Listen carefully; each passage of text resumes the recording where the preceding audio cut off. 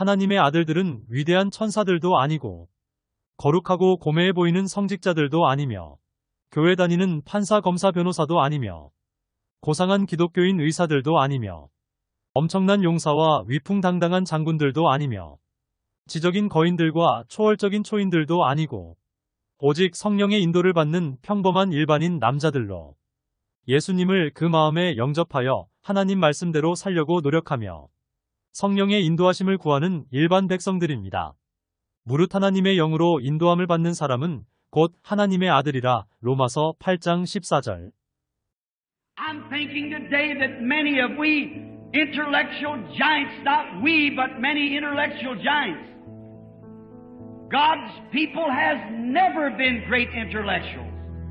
The Bible said that the children of darkness is wiser in this world than the children of the light. God likened His people unto sheep. They're not smart and intelligent. He keeps them the way they are so He can lead them. Sons of God are led by the Spirit of God. But it's a great intellectual day that we live in. Here a few months ago, you read it in the newspaper.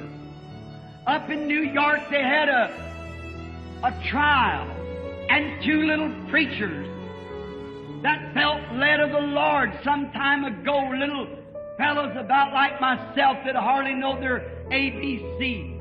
And the Lord led them to the Bowery, and they bought a certain building. And there they was preaching the gospel to their fallen brethren. Some great firm comes to buy that. And all of them sold out, but these little preachers, they had a revelation that the Lord wanted them to stay there. So they helped their property, and the authorities brought them into court. And they sent and got one of the great intellectual giants, Attorney Greenwald. And he made those little fellows feel ashamed of themselves. He placed his words so correctly and so educational-like, and in such a way that those little fellows didn't know how to answer him. For he was an intellectual giant, one of the best attorneys there is in New York. And they had the little fellows so confused they didn't know what to say. Finally he rapped and said, "What do you say for yourselves?"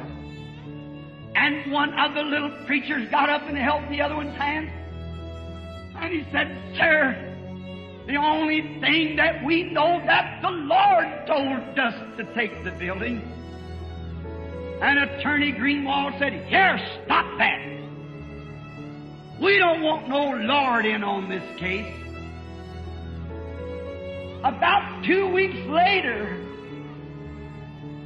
an airplane tried to go under the bridge, and it dove into the icy waters. There, Attorney Greenwald laying in the water, struggling and dying. I wonder if he wanted God on that scene. What was the matter? He hadn't discerned the body of the Lord, for those little preachers was anointed by the Holy Ghost and had the will of God. We don't need to be intellectual giants. We need to be humble servants of the Lord and discern His body. All of His smartness and His shrewdness and His education.